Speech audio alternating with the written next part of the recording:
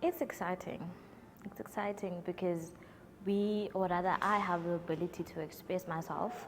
I have the ability to enter in rooms my mother would have never ever dreamed of at her age. And we have equal and free education.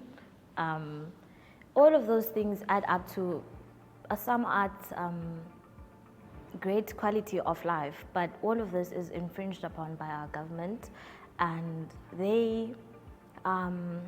it's the corruption, lack of service delivery, as well as their inability to protect us as women and children.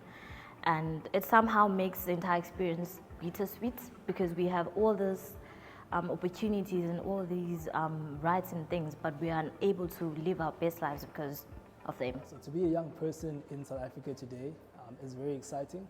I think South Africa offers a lot of opportunities, especially for young people, but it comes with a lot of responsibility as well. Because we're quite such a young state, a young democracy, there's a lot of gains that have been won for our country, but there's still a lot of work that needs to be done. So as a developing nation, a lot of the composition of our country is made up of a lot of young people. So young people have the responsibility now of taking that baton and building on the gains that have been won for our democracy, and then building on them and making our country prosperous for everybody.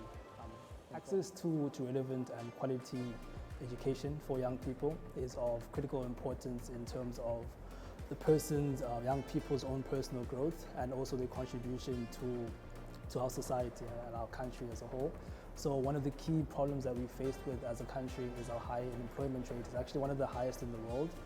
But if you look at the stats and how they're made up, a lot of that unemployment is attributable to a skills mismatch between what people who want the labor have, or what the need is from their side, and also what young people can offer. So there's obviously an opportunity then to bridge that gap in terms of aligning the skills that young people can bring to the table, and then bridging that with what the need for labor is. And I think also key to that is education also speaks to continuous improvement, continuous learning. So the rise of AI and artificial intelligence just speaks to being able to continuously keep the skills updated and yeah.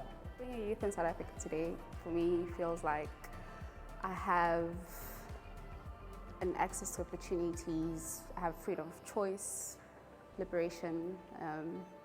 So I'm going to steal from one of my favorite quotes of all time.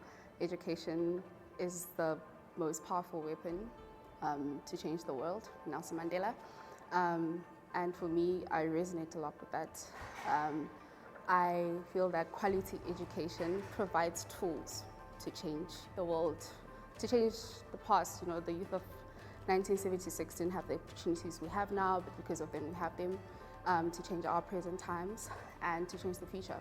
Yeah. Being youth in South Africa today for me means being liberated, being free, being able to enter in any room, in any domain, and being able to speak my own language. Ngifike lapha ngikhuluma isiSwati, ngingaboni ngathi khona umuntu atangijudge umuntu atangitshela ukuthi akangivisisi, because the youth of 1976 fought for us to be free to speak our own languages at any time and at any day. Relevant education in South Africa has given us as a youth so much opportunities. As a postgraduate student today, I'm able to contribute to the society by knowledge sharing, contribute to the things that are happening in the country by putting it in a paper through research.